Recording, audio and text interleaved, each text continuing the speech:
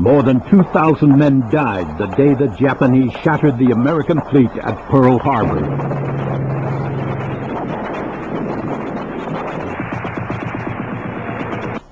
Altogether, there were 4,000 casualties in less than 90 minutes.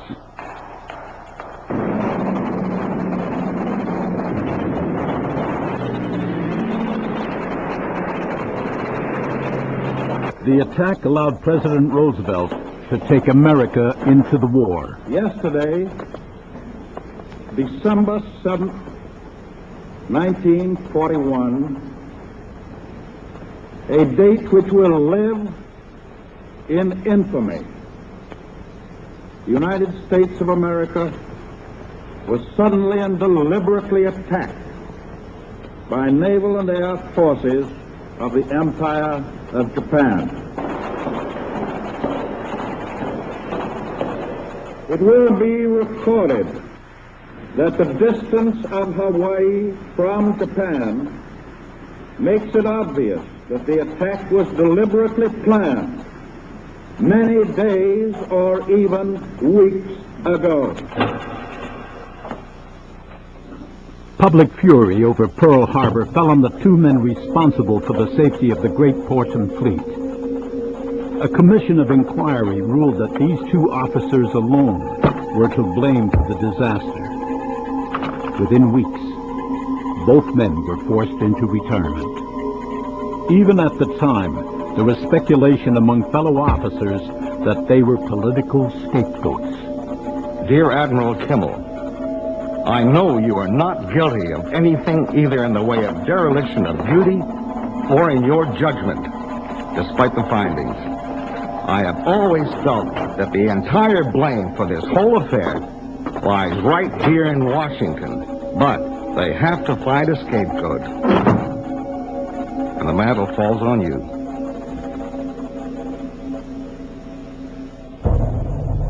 "40 years later, those suspicions were to be confirmed. Pittsburgh, January 1980. Dear Sir, early in 1942, only months after Pearl Harbor, I was invited by Congressman George Bender of Ohio to attend a special meeting of a select group of congressmen and government officials at the Army and Navy Club in Washington. This was an informal group that met bi-weekly to dine, talk freely on matters otherwise held confidential, and play poker. One of the group's members was the head of the FBI, J. Edgar Hoover, who said that from early fall 1941 until a few days before the Japanese attack, they had had warnings that it was coming. Much more important, President Roosevelt had had warnings during all of that time from a number of sources, but he was very sure they were not passed on to General Marshall, nor General Short, nor Admiral Kimmel, the commanders in the Pacific. Hoover said the president told him not to mention to anyone any of this information, but leave it to be handled in his own judgment. Yours faithfully, Carlton G. Ketchum, U.S. Army Air Force, retired. New evidence now suggests that the Americans and the British knew a great deal more about the coming attack than has ever been officially admitted.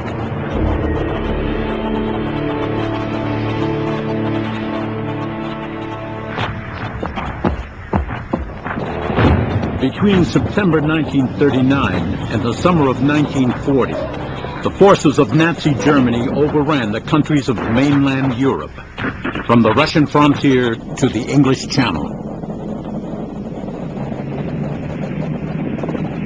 After the fall of France, Great Britain stood isolated. Her only salvation, the United States. There, a sympathetic president, convinced that the war in Europe was also America's war, was up against strident and dogged opposition.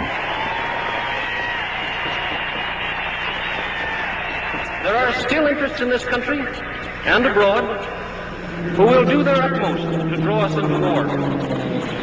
Against these interests, we must be continuously on guard.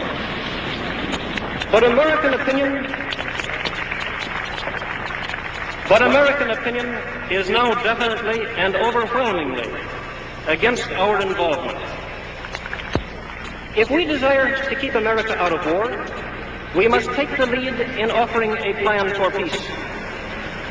That plan should be based upon the welfare of America. It should be backed by an impregnable system of defense. It should incorporate terms of mutual advantage. But it should not involve the internal affairs of Europe. They never were and never will be carried on according to our desires.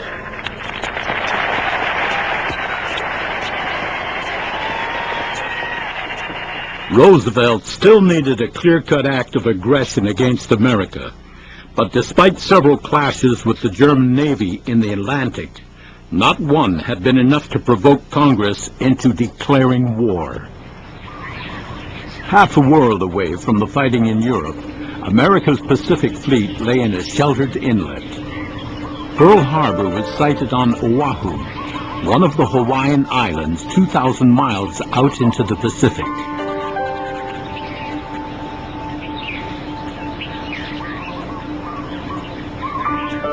In late 1940, no one could have guessed that within a year, this picturesque place would be the setting for that act of aggression which would take America into the Second World War.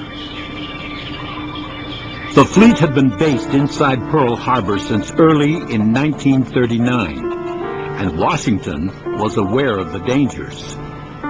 Naval chiefs had pointed out sharply that war in the Pacific could come through a surprise attack on the fleet or the naval base at Pearl Harbor.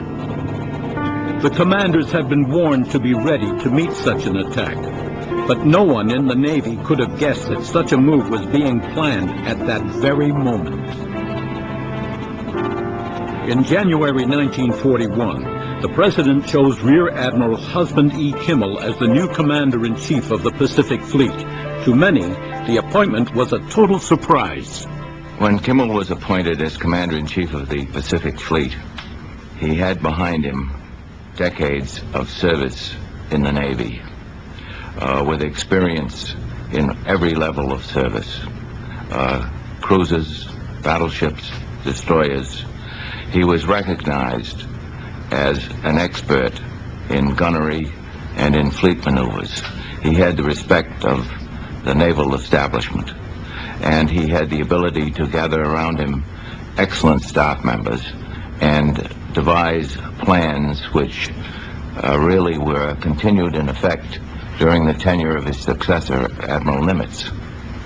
He was a very well-trained professional officer with no political connections. There was no favoritism in his appointment. Kimmel's biggest problem was to keep his fleet intact.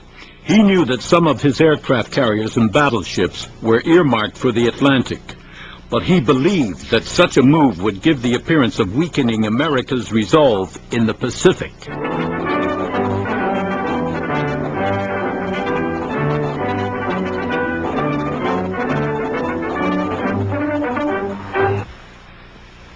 The defense of Pearl Harbor itself was an Army responsibility. The new Army commander had been appointed a few weeks after Kimmel. General Walter Short found himself responsible for air patrols as well as coastal batteries. There were very good reasons why there should be an effective defense network.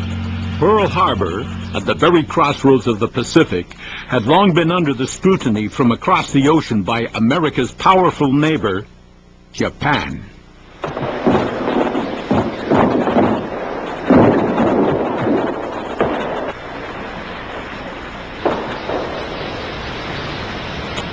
For nearly 8 years, the forces of Japan had been fighting on the Asian mainland. In those years, they had achieved a string of victories in China, following their invasion of Manchuria.